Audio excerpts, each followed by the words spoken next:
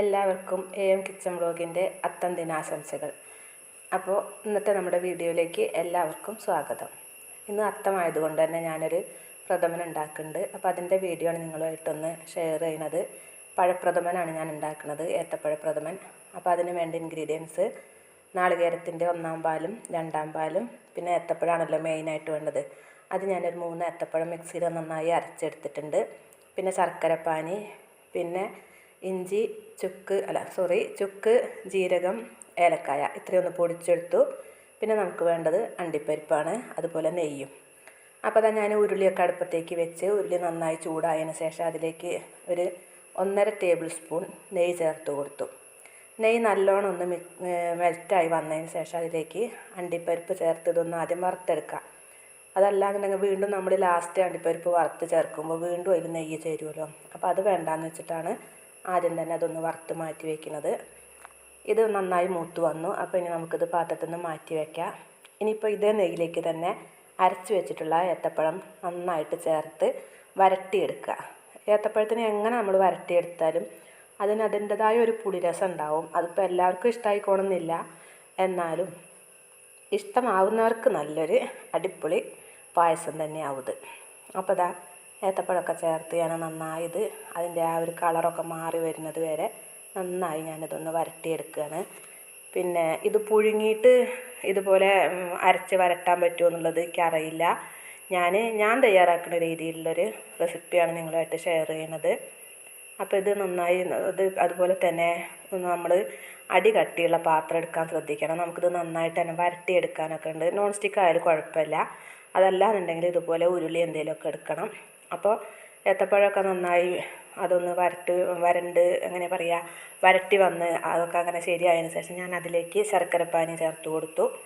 ഇനി ഇതിലേക്കൊന്ന് യോജിപ്പിച്ചെടുക്കണം. അപ്പോൾ അത് നന്നായിട്ടൊന്ന് ഇളക്കി യോജിപ്പിച്ചെടുക്കുക.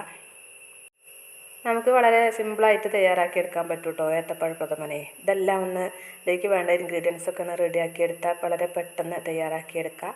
അപ്പോൾ അതാ നമ്മുടെ ശർക്കരപ്പാനിയൊക്കെ ചേർത്ത് അതൊക്കെ അതിലേക്കൊന്ന് നന്നായിട്ട് യോജിച്ച് വന്നിട്ടുണ്ട്. ഇടയ്ക്കിടയ്ക്കൊക്കെ ഇങ്ങനെ കാണുന്നുണ്ട്, പക്ഷേ ഇത് വെന്ത് കഴിഞ്ഞാൽ ശരിയാവും.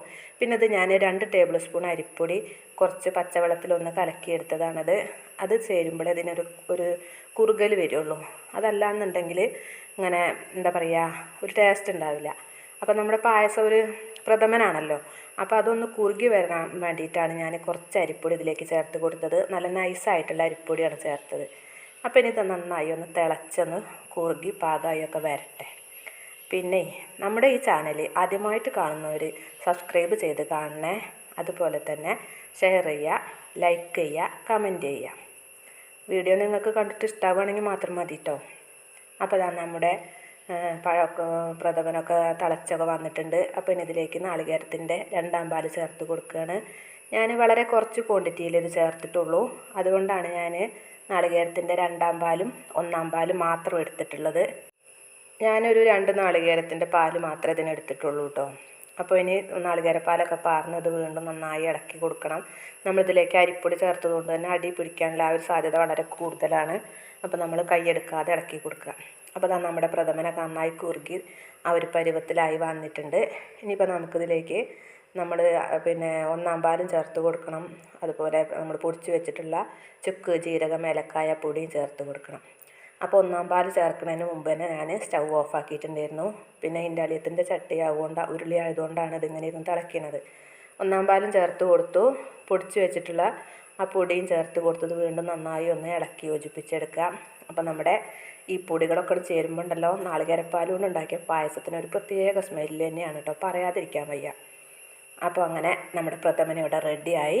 ഇനിയിപ്പോൾ എന്താ വേണ്ടത്, നമ്മൾ നേരത്തെ തന്നെ വറുത്തെടുത്ത് മാറ്റി വെച്ചിട്ടുള്ള നമ്മുടെ അണ്ടിപ്പരിപ്പ് ഇതിലേക്ക് ചേർത്ത് കൊടുക്കുക. നാളികേരക്കൊത്ത് ചേർക്കും ചെയ്യും കേട്ടോ, പക്ഷെ ഞാൻ മടി കൊണ്ടാണ് അത് ചേർക്കാതിരുന്നത്. അതൊക്കെ പൊളിച്ച് മുറിച്ചെടുക്കണ്ടേ.